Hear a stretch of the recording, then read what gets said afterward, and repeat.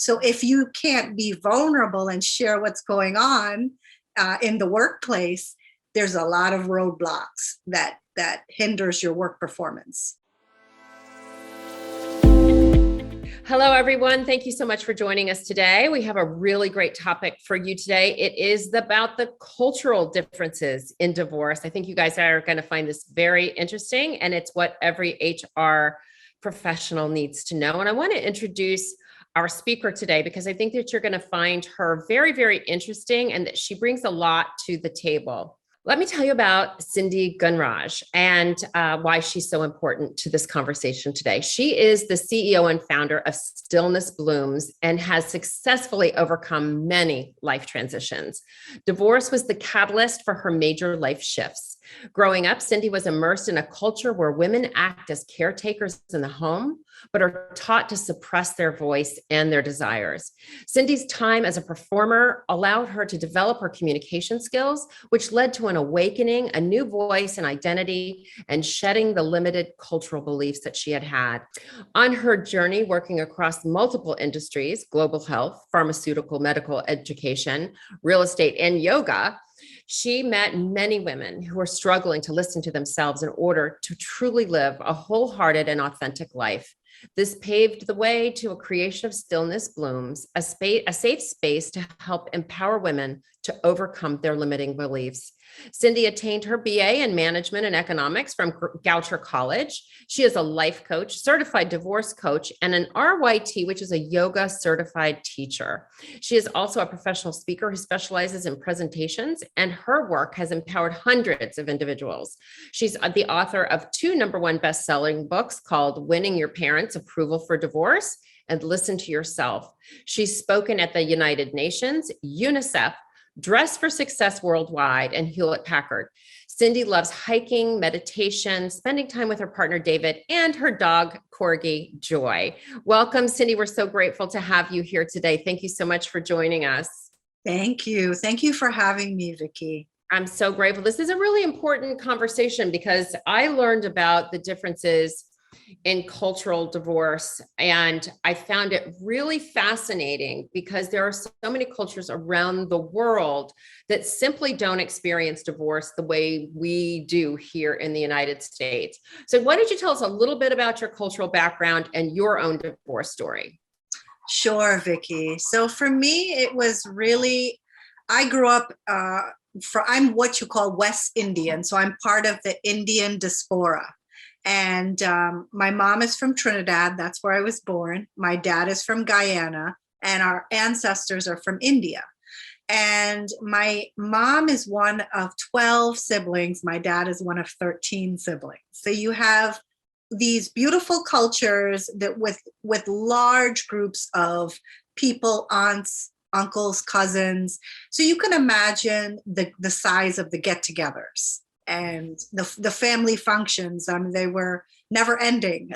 And in that you have beautiful food, a lot of beautiful traditions, spoken, unspoken. And that's the kind of background I grew up in. Very traditional. The women were usually the caretakers, stayed at home, ran the family. The men went to work. And that's the upbringing I had. And there was this cultural stigma when it came to divorce. If you're entering a marriage, it was one of commitment, and most of the time it was for economical reasons. The partnership they look at marriage. I'm going to say in Hinduism, because my mom was Hindu and my dad was Christian. So I got to experience both. And in my marriage, my partner was Hindu. So looking at Hindu, there were things where they looked at matching this thing called your horoscopes with the partner. So think of it as you're looking at the birth chart and the profiles, and are these two people going to be a match? And the parents are coordinating the wedding details and such. And most of the time the bride and the groom just shows up for the day.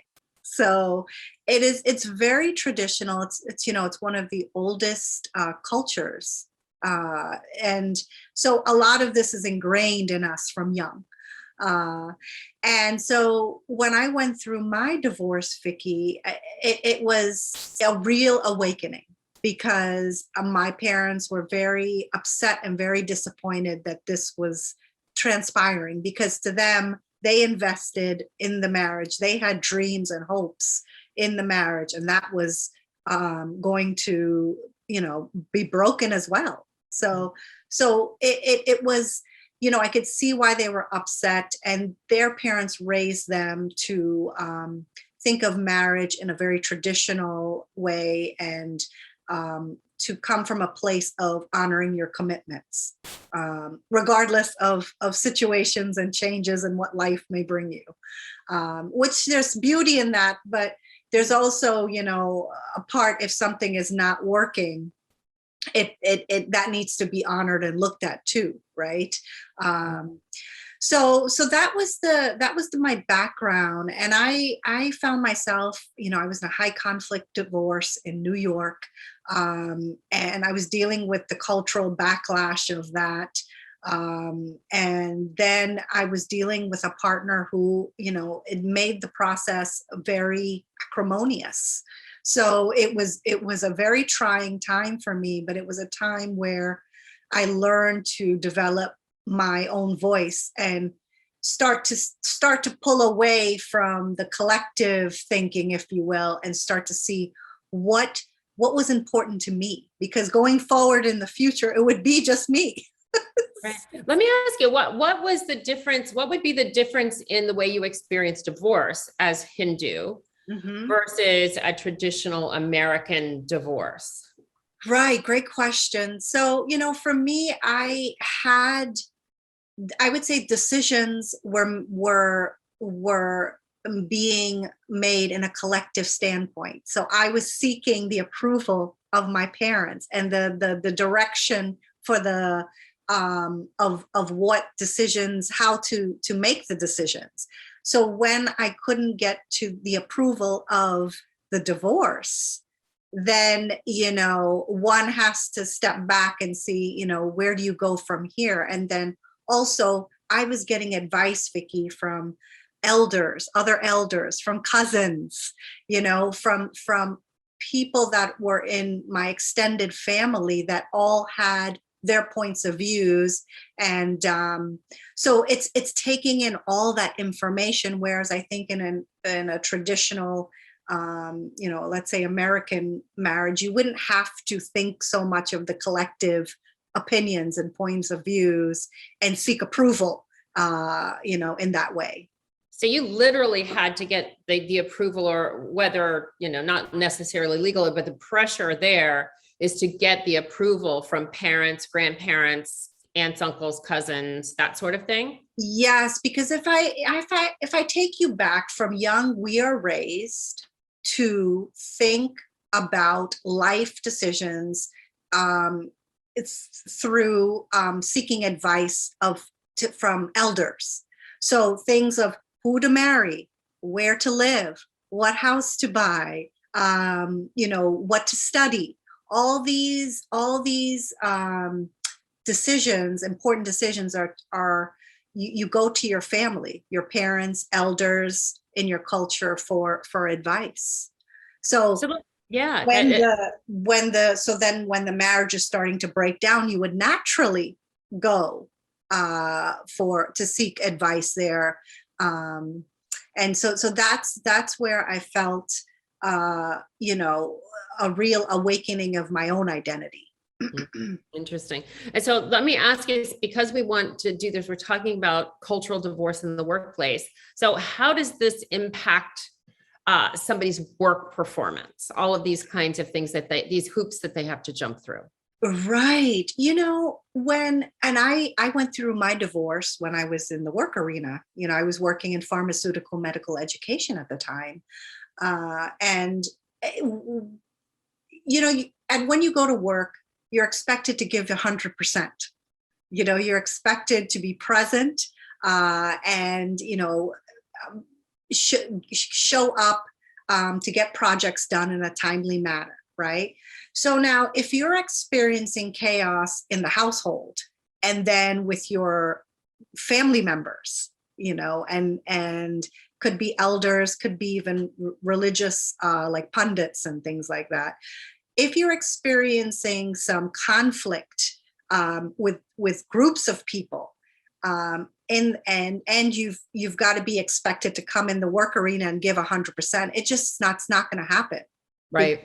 Because of the tremendous stress. And I'll take it a step further. When you're under stress like that, you're immediately put in your fight, flight, freeze. So all your problem solving skills are out the door. Your ability to communicate decreases. And as researcher Brene Brown talks about, you've got to be able to be vulnerable in order to tap into your creativity and your imagination. So if you can't be vulnerable and share what's going on in the workplace, there's a lot of roadblocks that hinders your work performance. Do you think that it's something that you don't share in the workplace? Is that also a part of that Hindu culture?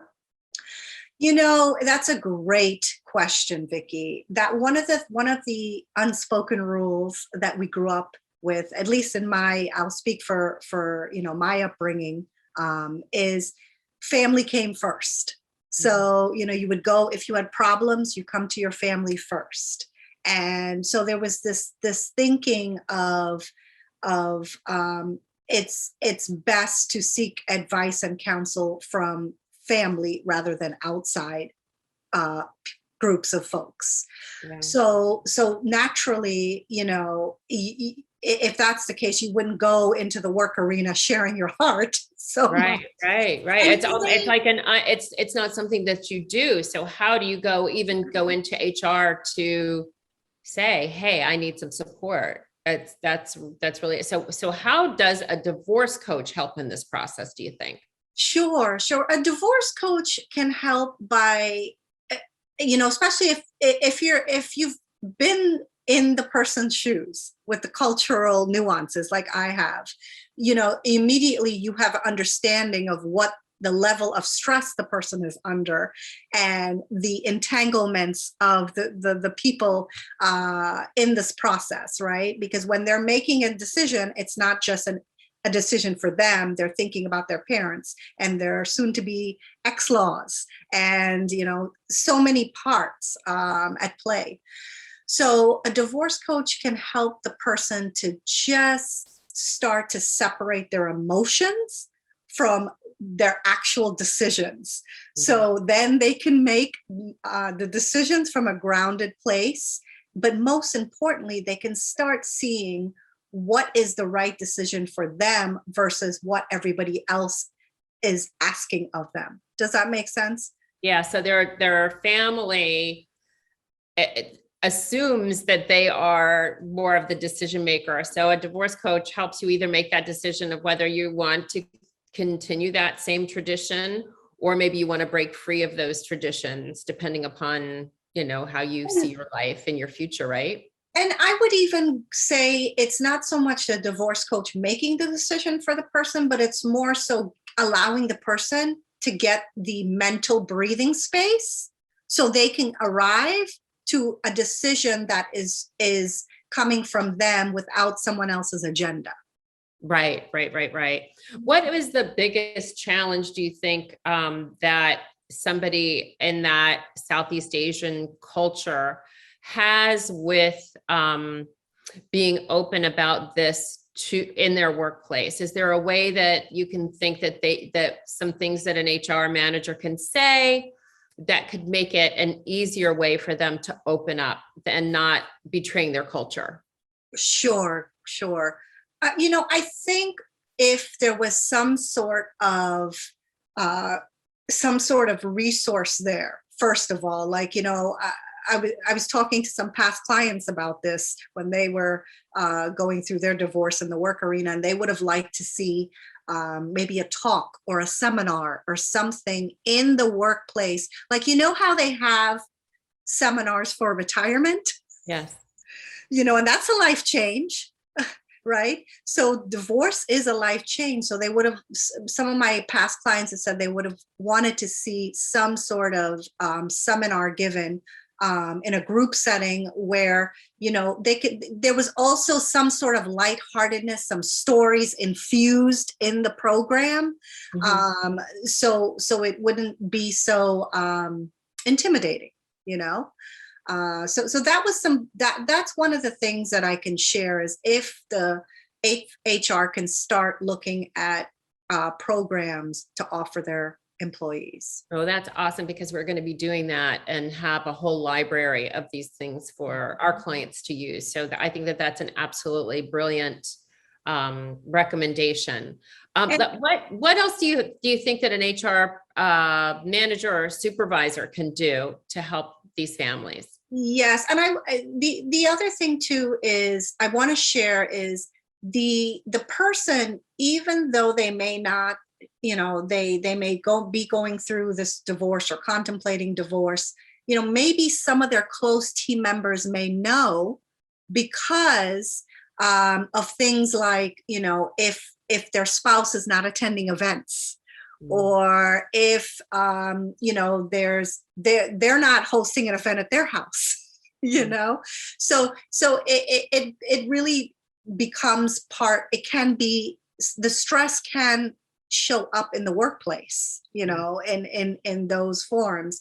And so the point I'm making, Vicki, is why the person could be more open to programs there, because they know, employees, their coworkers may know what's going on too. But another thing is if HR can offer some one-on-one support and other divorce resources for the person as they go through the transition, so they can have that personalized help in the transition. Love that. Love that. And how do you feel? I mean, I know that we've been talking about the Indian cultures. How do you feel that HR, what should HR know about the cultural issues? How can they get that kind of understanding? Obviously, we're going to be doing that as well, but. Yes, I feel starting to understand the richness and history of the culture, one example is, in India, 85% of the marriages are arranged. So, and there's a lot of nuances that goes into that. And so it's starting to understand that, what the person could be going through as they're transitioning. They could be going through the cultural pressure.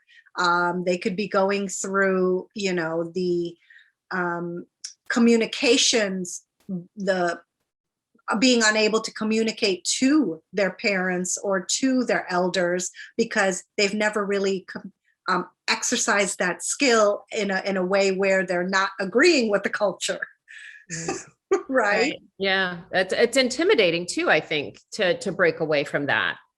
It is at first. It is because it's seen as a threat, and it's seen as you may be portrayed as being difficult or selfish, betraying the culture, right? You're betraying your heritage. Yes, because there's a lot of things that goes on. Like, for example, parents typically, they don't go into nursing homes. In our culture, they live with one of their children, one of their adult children, or they may split it up, if they have a couple of kids. But the point is, they're vested, they're vested for the long haul.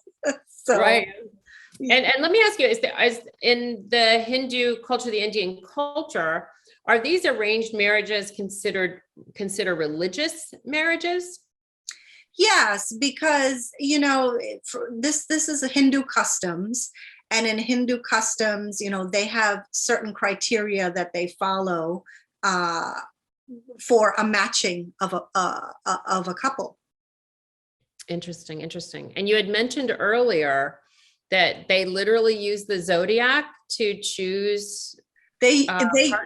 Is they that a thing they yeah, the horoscopes and the placement of each partner's birth, and then there's other criteria, and there needs to be a certain matching for it to for